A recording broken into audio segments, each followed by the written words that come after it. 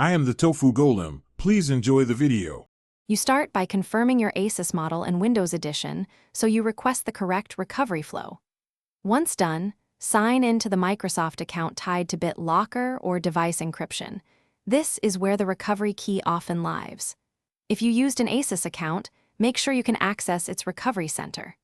Prepare a blank 8 GB plus USB and a second PC to download tools or create rescue media. These steps eliminate guessing and put you in a position to retrieve or recreate the key. You now search account locations where Windows or Asus stores recovery information.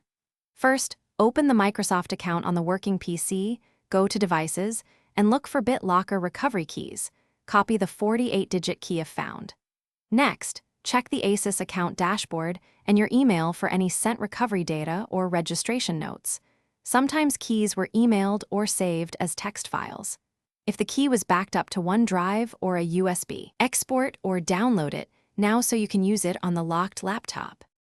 You finish by preparing rescue media and trying last resort recovery methods. Create a Windows recovery USB on the working PC, plug it into the Asus, boot to USB, and use repair options to access command prompt or attempt system restore. Sometimes you can unlock drives this way.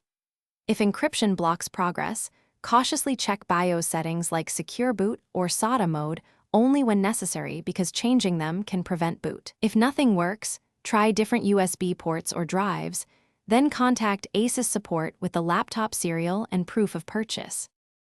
Thanks for watching. Consider subscribing if we helped you today.